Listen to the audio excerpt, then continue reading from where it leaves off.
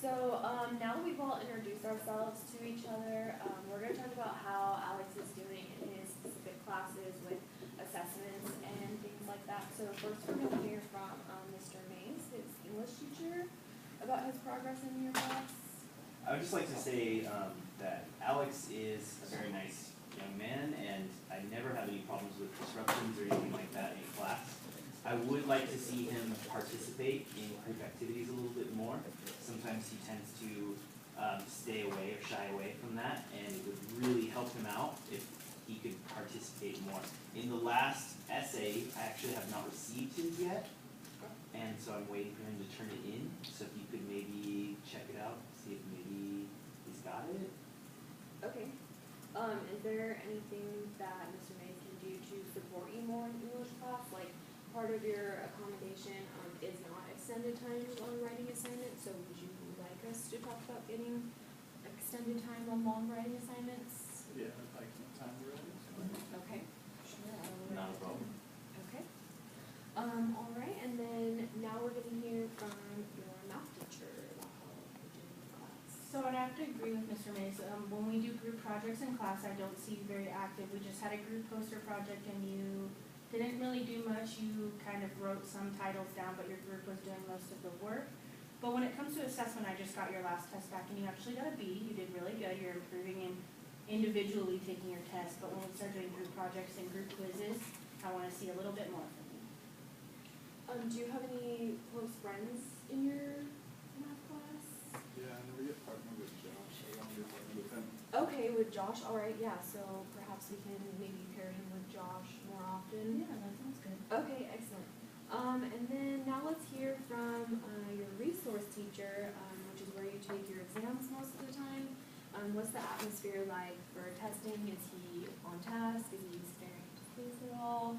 How's he doing with that? He does a great job as far as taking a test. The atmosphere is very quiet. He's at a desk. He has all of his pencils and calculators, everything that he needs. He's already there, ready available for him. When that does happen, he's allowed to take as much time as he wants. It's a very stress-free environment. He's allowed to come up and ask questions.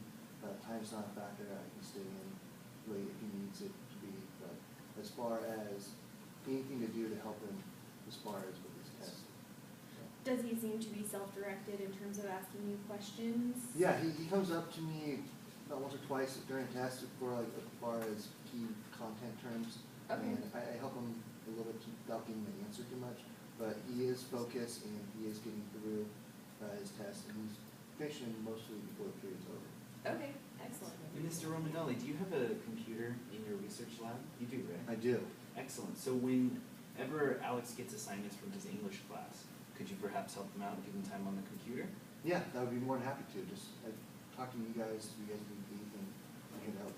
So Alex, that means you need to make sure also that you're self-directed and you go to your resource teacher and tell them that you need time on the computer.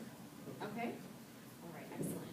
All right, so now we're going to hear from the school psychologist who's been working with Alex. So from what I heard so far, we see that Josh would, if we pair you with Josh, that's your best friend. That's what you wrote for in your psychology test, which is a good sign because you didn't have any friends last year.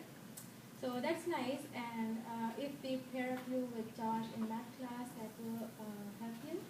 And in English class, you need more time to work on your assignments and more time in your resource class on the computer.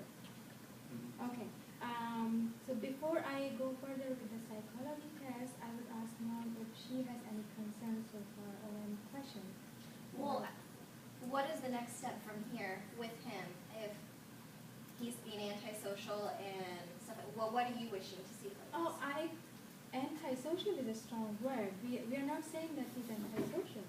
Since that he doesn't feel good in company or in group work. He tries to self-isolate and he feels anxiety. He feels anxious in a group. So what do you feel needs to happen in order for him to not be like that? Oh well, he has a friend now. He's trying to pair up with one person, which is a good start for him. And we are trying to get him to a point where he can work with his peers and without feeling any anxiety or stress. I And agree, but that's I, our goal, you know, yeah. I agree with that So- wholeheartedly, but I feel like everyone is so quick to label people these days that whenever does being, you know, not working with others, or when does that mean he's labeled as something emotionally disturbed or whatever? Like, why are you so apt to always want to diagnose and label somebody? No, I really appreciate your concerns, but it's not that we are trying to label him. We are trying to help him. And the first step in the process is to find out the problems. And we also That's feel why- like maybe yeah. perhaps his social skills are affecting his CST scores, which we just received the results from last year, which he scored far below basic on English and below basic in math. And so maybe if we can get him more involved in the community at the school, that might help to raise his morale and therefore raise his test scores. So we are still in diagnostic phase.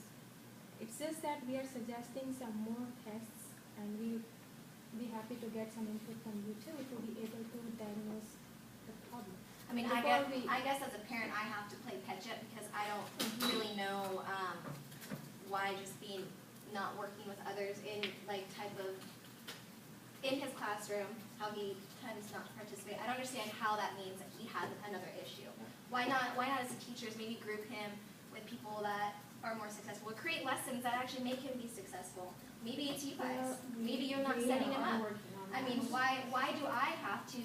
You already say his anxiety and stress is so high. Don't you think having another him being tested for something else and being labeled as So something else it's not like a might test. set him as He won't be in a test-like So environment. why don't we push the test back Yeah. maybe to next year, maybe when he's 16, and then we'll also be able to work on vocational skills at that point. How does that sound? Yeah, I would like more time to think about it, Okay. let this year work itself out, see if maybe, Okay. since last year he didn't have any friends like you stated, Mhm. this year it's Improvement. progress, he has, so definitely maybe progress, the rest yes. of the semester, let's see how it goes. Okay.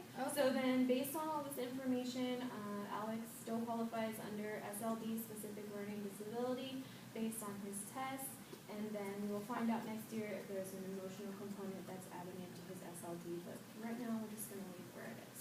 Okay. And meanwhile, would you mind me sending some questions about his childhood and development? Yeah, just email them to me. Sure. I'll And get back to you. I have the notes from this meeting. I'll email to everything. Okay.